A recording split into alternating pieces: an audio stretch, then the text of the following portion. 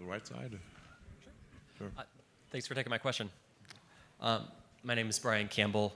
I've been a shareholder of Tesla for a couple of years now. I try to buy more shares as often as I can afford to. I really believe in this company, its product, its mission, its leadership. I feel privileged to be able to cast my lot in with you. And I want to thank you and the whole Tesla team for all of your hard work and dedication. My question pertains to Tesla Energy. I've read several analyses concluding that significant hurdles along the path towards sustainable energy is transmission of electricity over long distances, since renewable energy production and capacity is concentrated in certain regions. Being able to efficiently transmit that electricity to other regions seems to be an important part of the equation. I was hoping that you might share some of your thoughts about this part of the equation, and if it might make sense for Tesla to someday get involved in electricity transmission. Thank you. Yeah, well, I think a big part of the value of solar roof or retrofit solar on the roofs of your houses and businesses and whatnot is that so you can have localized power generation. And then if you have a battery storage, that's also very helpful for stabilizing the grid. So you can sort of overproduce energy during the day and then release it at night, and actually use the Powerwalls and power packs as a massive network for grid stabilization and for providing energy, essentially flowing it back into the grid. And that will make a big difference to reducing the need for long-distance power lines. I think very few people want more long-distance power lines. They're generally not great, don't look great. It's sort of slightly unnerving to drive under them and that kind of thing. So you want localized power generation, and then you don't need to build more substations and long-distance power lines. I think that's the answer. Also, storage is a really great way to improve the utilization of the existing transmission grid. The transmission grid is kind of like the highway system. It's very rarely busy. And so what storage can do is make it busy all the time, so you get a lot more utilization out of the existing infrastructure. Yeah, in fact, like one of the things I think could be pretty interesting is for utilities, and we've done a lot of large-scale utility battery installations, most notably the one in South Australia, which has significantly outperformed their expectations. And we're going to be doing a number of other projects in Australia and around the world, and we've done some very big projects in California. So I think energy storage, as Drew was pointing out, is actually extremely important. And you could actually probably locally put power packs in the substation. If people know what a substation is, sort of like where the high power lines come in, and then it gets dropped from, like, say, 11,000 volts to 400 volts or 500 volts, and then it gets distributed to a community. So if you see a bunch of weird-looking electrical equipment with high power lines coming into it, that's called a substation.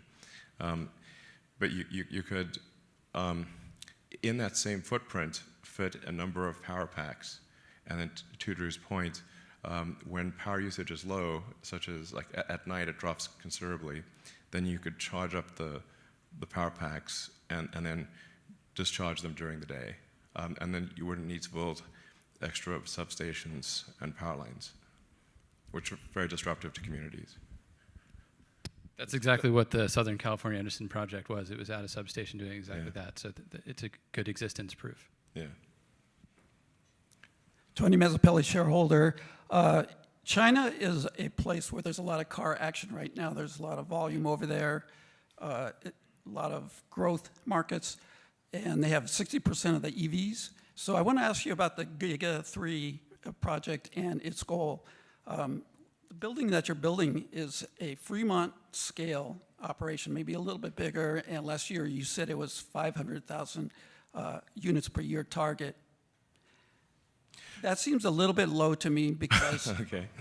Sure, I think it probably for a will matter over company, time. for a country like China, and that would give us like 29% if the other players, providers, product sellers stay still, which they won't. Also, if we're at volume, going to higher volume, we learn more, get the costs down. That's a good thing. Also, we connect up with the supply chain, which is very powerful over there.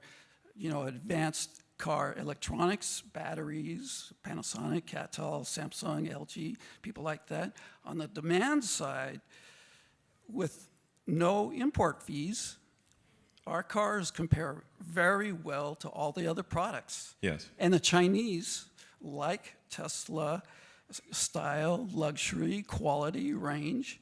So, and plus they need help getting rid of smog in their cities. So, and maybe we could even export from that factory to other Asian factories. So why was the target set at 500?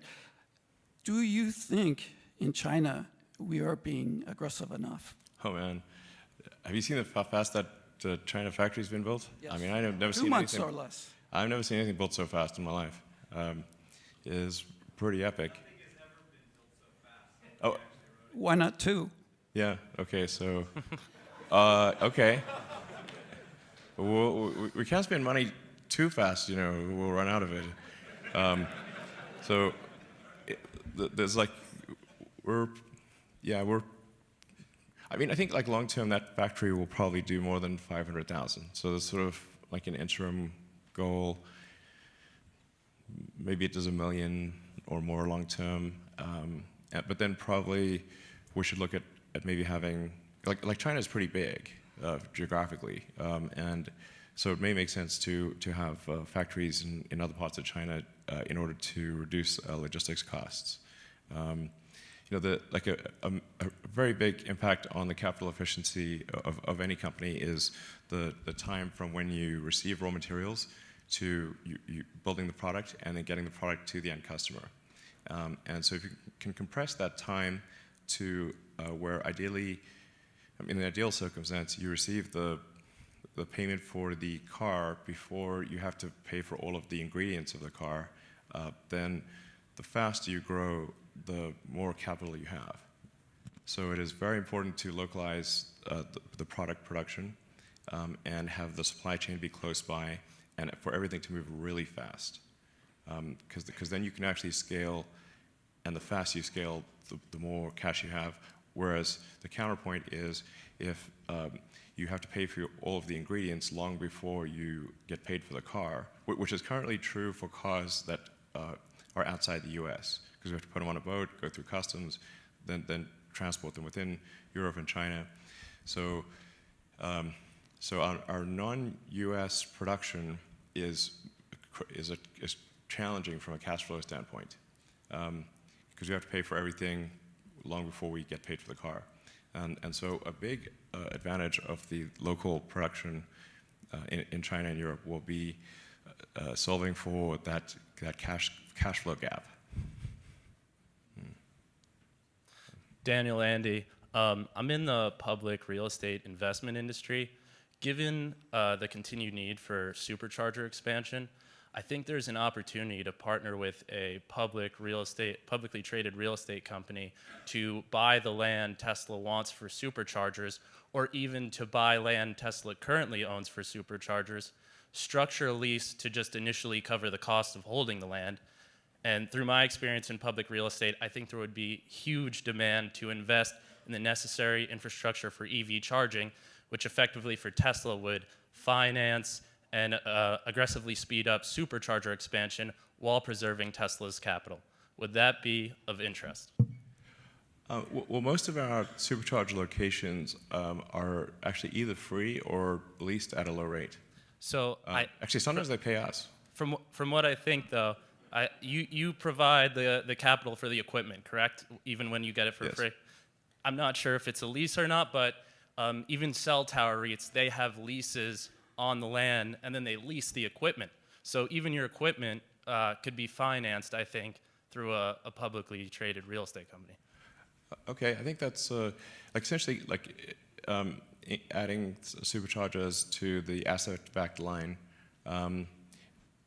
it's a little tricky to, you have to, when dealing with finance companies, they will generally say, what's the resale value of that in a worst case scenario? And then it's like sort of tricky to say who would we sell it to? And that, I think, tends to be their objection. But generally, I think a capital efficiency of superchargers is quite good and getting better. So. I work in the industry. If you have any questions, I'd love to. All right. All right, thank you. Hi, my name's Dennis McAvoy, and I've been a happy Model 3 and Model S owner since 2012. I believe I'm representative of the vast majority of Tesla owners who are super happy with the company and the product, and we think that the next car we're going to get is going to be another Tesla. But that's not what we read in the mainstream media. Yeah. You know, if that was your only source of information on Tesla, you'd think it was shoddy quality, cars that spontaneously combust, Yeah. and that It is nutty. and that the company is on the verge of bankruptcy. And, Right. and we know that's not true, but This is not true. it's not true. But Yes. I think it's hurting Tesla because I have intelligent friends that are holding off purchasing Tesla cars because of their concern about the future of the company. Yeah.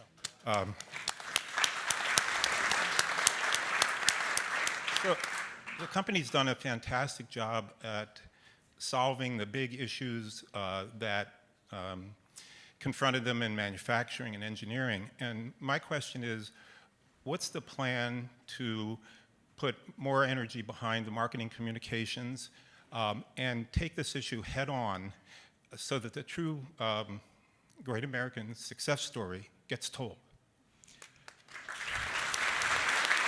Yeah.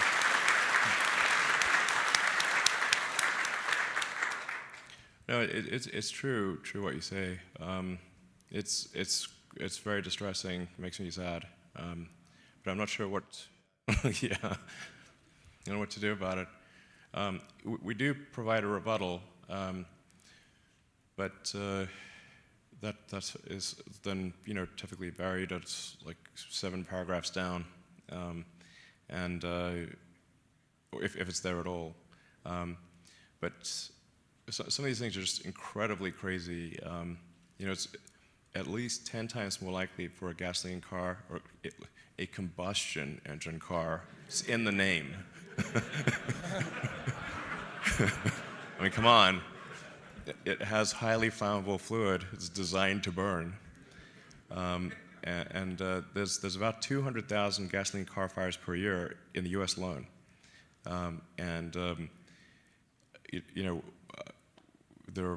It's extremely rare for a Tesla car to catch fire, and if it does, it's just incredibly rare, and it's usually some extenuating circumstances.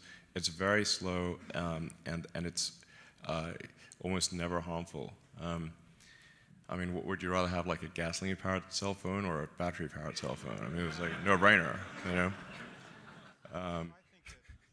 So. Were to put the same kind of energy towards solving this problem that you put towards solving the battery module production problem, you could do it. You could change the narrative. Wow, we're really trying our best. But I'm at somewhat of a loss to it's not like we don't respond or anything. Make a documentary. Yeah, it's the most crazy disinformation campaign I've ever seen. Yes. Yeah. So. I'll just say I appreciate your optimism and your passion for the company, and I think that is probably the best asset that all of you bring to the table. And if you can share that with everybody you know and give them the personal experience that you've had in whatever way that you can, that's really our best defense. So please continue to do so, as it seems like you are.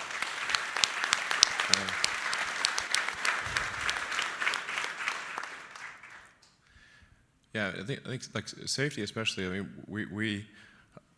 it is paramount for us. It's like the absolute primary thing is to maximize the safety of the car.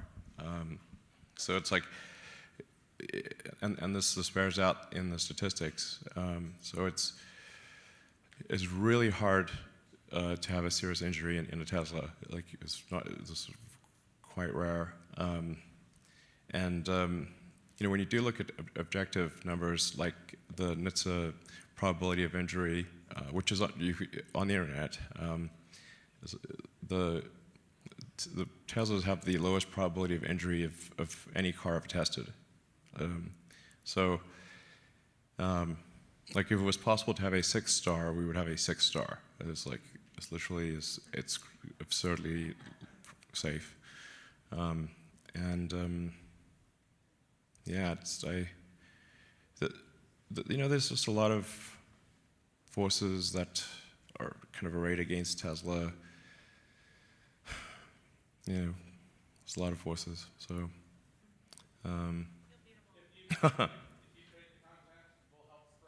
okay, sounds good. Yeah. We'll give you the information, and then you can sort of spread it around.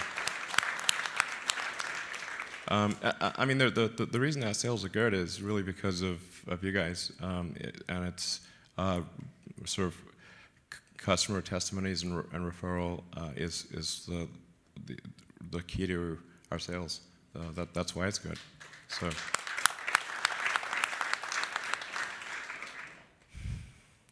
Yeah. Thanks, Elon. My name is Steve. I've been a shareholder since 2012, and I've owned your vehicle since 2013, and I've enjoyed both rides. It's a bit of a roller coaster. That's true, but I actually enjoyed it coming in 2012. Okay, yeah. Just to that last gentleman's comment, it's obviously on your mind, many people's minds, so I'm just going to sneak in a little suggestion. You're right. The constructive response is so challenging.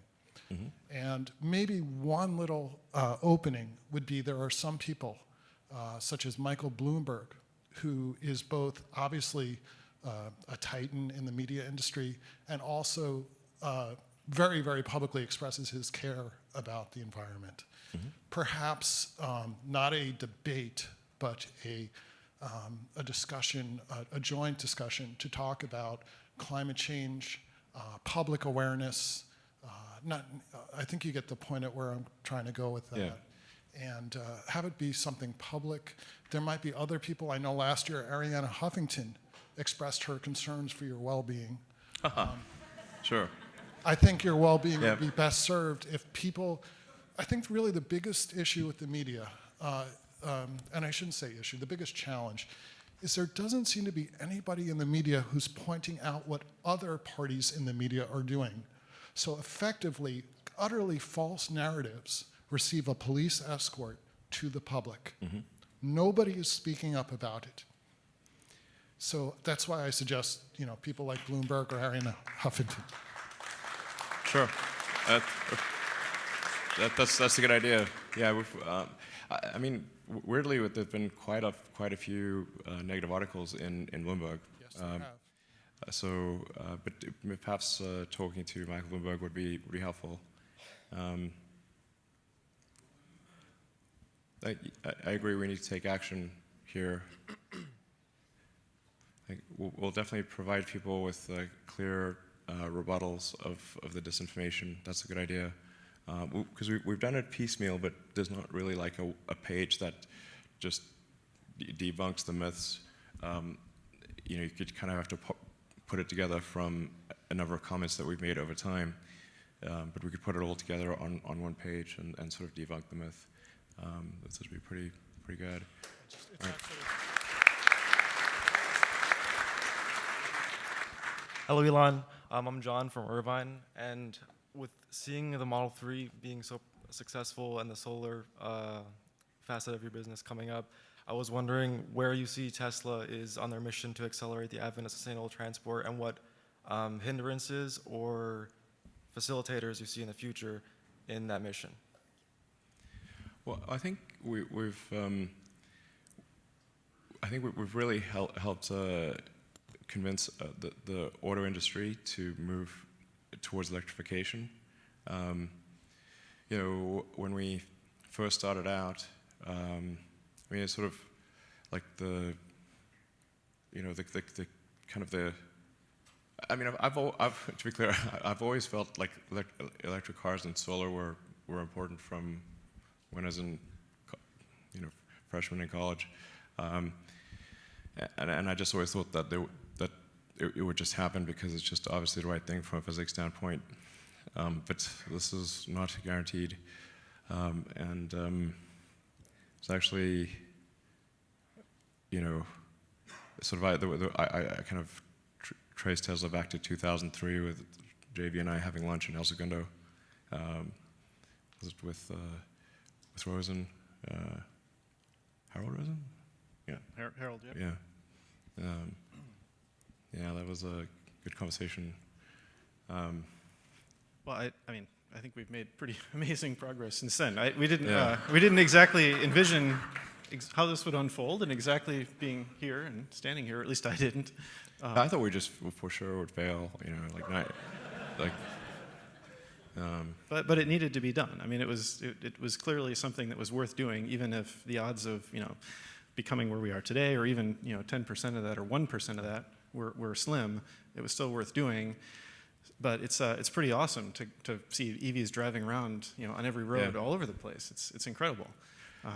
But it's still 1%. So we've while it's rewarding and it's awesome to see where we've come, there's still a long way to go. So we can't. I feel mixed emotions that we shouldn't pat ourselves in the back too much. Yeah, definitely not. But back in 2003, 2004, there was people thought like electric cars were the stupidest thing ever, and definitely not going to work, and we were bad in every way, and we're like, like a milk float or something, or like a golf cart, and like they would not look good or go far or go fast, or just like they would be just bad in every way, and they kind of were. That's like they generally were. So the like the number of times we sort of talk about the media situation today, which is very negative, but it's pretty much always been negative. Actually, this is unchanged from 2003,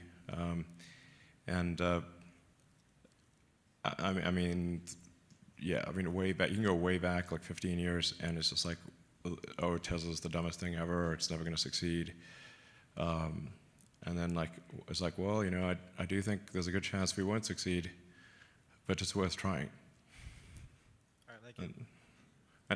And now there's, I think almost every car company has announced electric cars, and some have announced that all of their cars will go electric, sometime in the next decade.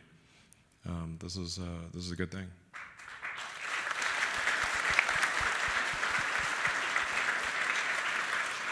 And on the energy side, to complete the picture, I guess I would just briefly say, 100% renewable grids were in a similar situation, I would say, in 2003, and now both Tesla and a number of other, partners in this effort are succeeding in taking entire islands, parts of nations, 100% renewable, and that shows the growth on that other key aspect of the mission, and that's been personally very rewarding, and I know for JB as well, because in 2003, he was the TA of a class I was in, talking all about this. Yeah, it goes back a while. So exactly. So solar and battery storage, that was also like laughed at, pretty much. It still kind of is, but it's obviously the key to a sustainable future is. I think primarily solar, obviously with wind and geothermal, but things that are sustainable long term. And then you have to have battery storage because generally sustainable energy, like the sun, it doesn't shine 24 hours a day, so you have to have batteries. So like the three elements of sustainable energy future are electric cars, solar, and battery storage. So we're trying to advance that as quickly as possible, and then I think when we show that it can be done, then other companies try to do it as well, and that's great. Hi everyone, my name is Jessica Heiss. Side note, I work in media relations, so I'd love to help change the negative narrative. First, Elon, I just wanted to congratulate you on the Stephen Hawking Medal for Science Communication.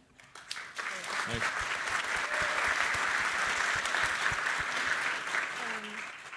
My question for you is, as a horse owner, I'm wondering what the towing capacity for the truck. Sure. I didn't mean to insult horses earlier, by the way. No, it's fine. What's really cool? The it will it's designed to meet or exceed an F-150. So if an F-150 can tow it, then the Tesla pickup truck should be able to do it. Thank you. Thank you. So Elon, we're at about 90 minutes. Do you want to take one more question from each side? Yeah, we can do a few more questions. Okay. That's fine. Hi, Elon. My name's Caleb Elston. I recently got my Model 3, and I'm happy it has Hardware 3 in it. So I watched the Investor Day for autonomy, and you talked a lot about the FSD chip, the neural network, but you didn't talk much about the gap between Navigate on Autopilot today to the end of 2019. I was wondering if you could geek out a little bit on where we're going to go from now till December, January, February, feature-wise. Is that already running in your cars, like the demo, and we're going to cherry pick it? Or what gives you the confidence that feature complete, not hands-off, but feature complete is possible? And what can you excite us a little bit about what that's going to be like? Thank you. Yeah, I mean, when I drive like the latest development version of the software, it can take me from my house to the office, but there are interventions at times. So it doesn't perfectly deal with every intersection, or every turn. I think it's possible to, one could obviously just game the system and just make it perfect for a particular route, but then that's just going to work on that route, and then if that route changes or there's construction, then it won't work. So it's very hard to come up with a general solution. So when one reads about these other self-driving car companies, the issue is that they have very specific solutions, but they're brittle. They rely on very high resolution maps, a lot of LiDARs, high precision, like really expensive GPS and inertial measurement, but even then it's just not a general solution. And if they go off the route that they're used to, they don't work. So so when we release something, we're releasing it to 500,000 cars, and all over the world. And so it has to be a general solution. So then our progress may appear slower than it actually is, relative to others that are developing self-driving technology. But in fact, I think it is quite a lot more advanced, because any element that we release is a general solution. There's also like a plateau that you will reach taking the alternative approach that just having experienced with the team a lot of the work ahead of the Investor Day, like the trajectory is crazy, especially with the advanced compute capability that we have. So that's my personal comment on it, I guess. Yeah. And we learn a lot of, in terms of like what should we train the neural net to do. And then once we discover, okay, we need to train it to, we need a net that's going to like really effectively recognize curves, for example. And previously we trained the net on free space. So it's like, now free space is just anything you can drive on that's not going to destroy the car. But this is not comfortable if you're just driving on like dirt, or the car just drives over the grass. And like technically yes, but this is going to be disturbing. So we like road edge and curb are two training nets that we are developing right now, to say this is independent of drivable free space. So you want to know what drivable free space is for an emergency. So if you need to go on the shoulder of the road to avoid something, then okay, free space is important. But then you also need to know where does true road space end, because it's undesirable to go past true road space. And then especially for parking lots and tight corners, just recognizing curbs. These like little details, they're very important. Yeah. So, but I mean, I have most of this working in like the development version that's on my car. I have actually 2 dev branches, one for enhanced summon and one for full self-driving, and 2 different cars. But it would not be good to release that to the general public, I think, quite yet. Thank you. All right. Hi Elon, hi JB, Tesla team and Tesla board. Huge fan. Best wishes and lots of love from India. Oh, thank you. Let me guess. You guys have a great team and you guys are the problem solvers. Thanks for persevering all the way through the financial, intellectual, business problems. And Elon, now you are such a visionary and a leader. Thank you so much. It puts a smile on my face when I hear Gwynne Shotwell point out to Mars as it's the fixer-upper of a planet. You have instilled those values into your employees and every fanboy out there. Thank you so much for all that. Okay. And to ask a question, what do you ask this team which has put a roadster up in freaking space, right? So yeah, actually, I'm out of questions on that part. So then I thought to myself, any questions? No. And I've always felt bad for Nikola Tesla, who has been a great inventor of our time. And for a genius that he has been, he was always constrained by funds to run his experiments. And as a result, world lost so much more. Did history repeat itself? I don't know, maybe. But it's up to us not to repeat the same mistakes and fund this Tesla, this time, to make impossible a reality. As Uncle Ben rightly said, with great power comes great responsibility. People and organizations with excellent balance sheets, you have the power to invest and make a difference, and hence you have the responsibility to do so. It's time big companies unite when it comes to welfare of the planet and sustainability of the generations to come. And speaking of great companies, who knows better than Berkshire Hathaway of picking a great company? As the market paradigm has now shifted from buying profitable companies to buying companies who are innovating and changing the world for the better, I request Berkshire management to consider investing in Tesla for the long term. Why? Because you want insurance, they have it. You want automobiles, they have it. Electrification, they have it. Utility, they have it. Robotaxis, they have it. What do you want? They have it.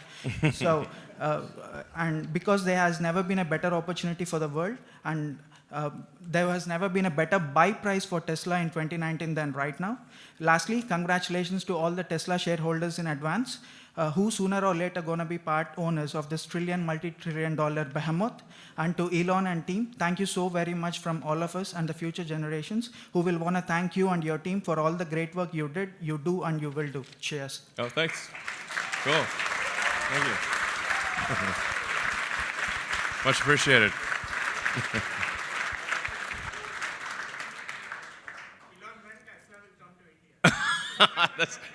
I thought that question may be asked. I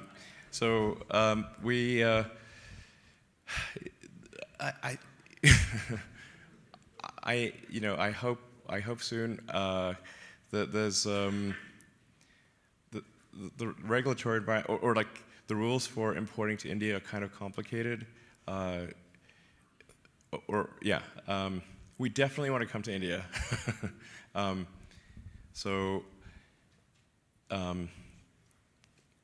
But there are like complicated rules around like the tariffs for importing, and then what you're allowed to do as for sales and service,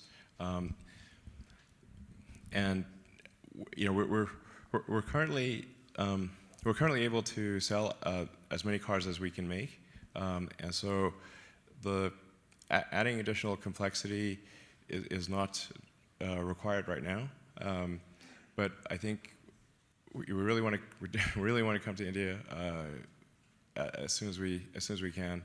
So I think I'll be really surprised if we're not there by next year. I think that's at least next year. I think, yeah. So, all right.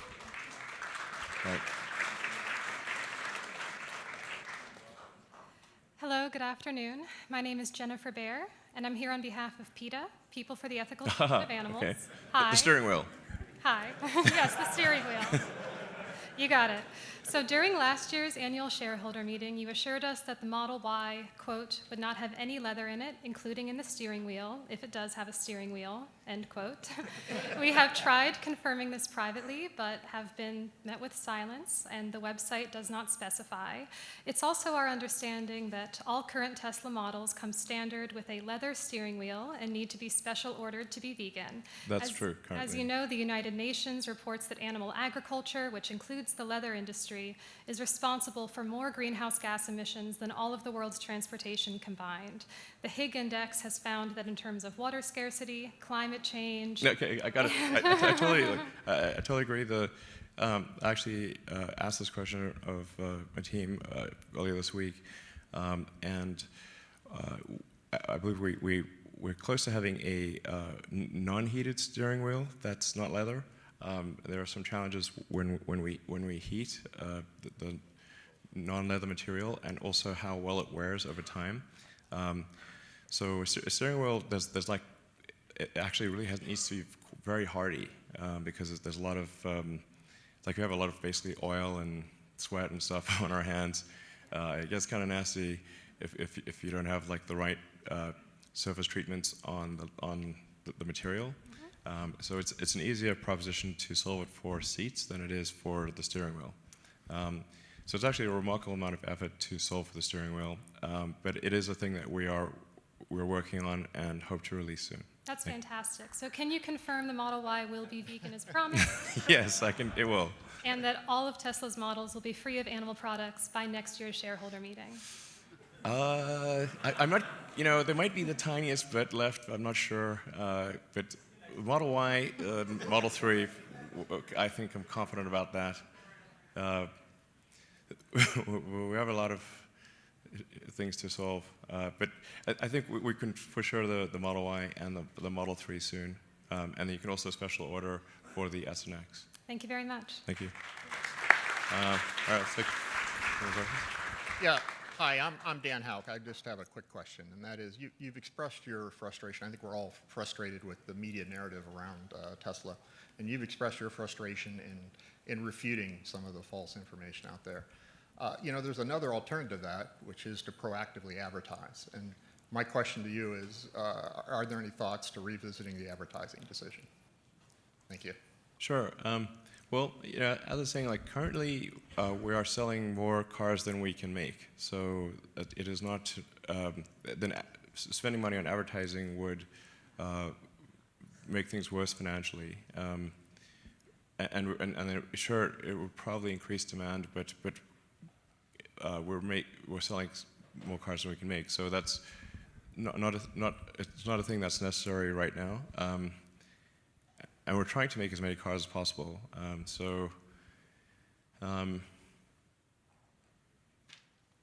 Yeah, I think advertising, generally, I have not.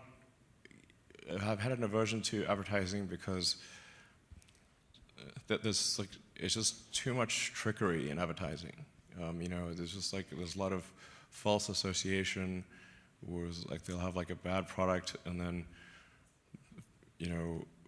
put it in a nice environment with good-looking people and then trick you into buying it is common, and then some of the advertising can be quite strident, so it just tends to be sort of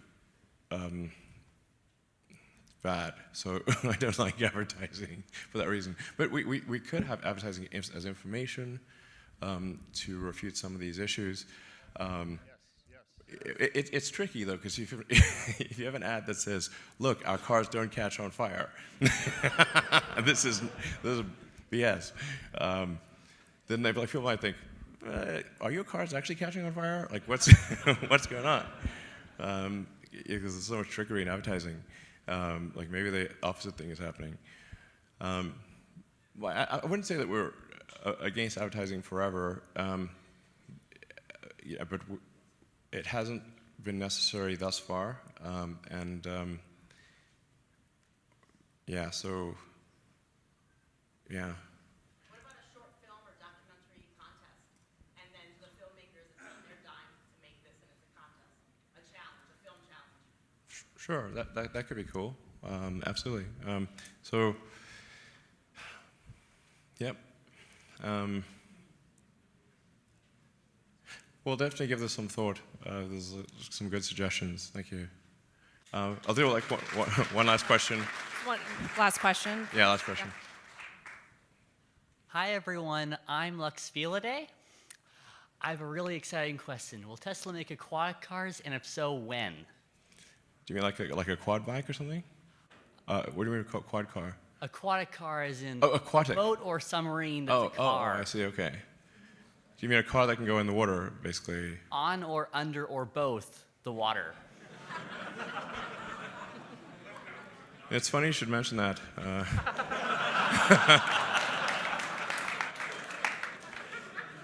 We do actually have a design for a submarine car, like the one from The Spy Who Loved Me, the sort of the Lotus that turns into a sub.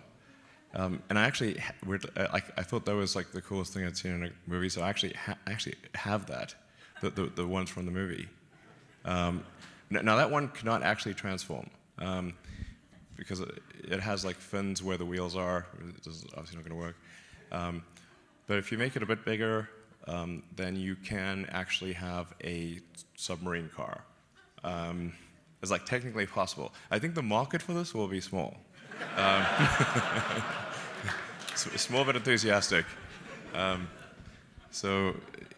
we actually do have a design for a submarine car. Well, like that would be great. It'd be difficult. It would be a bit of a distraction, I think. So, but maybe we'll make one as a show car at some point. That'd be really fun. So thank you. Thanks everyone. All right. Thanks.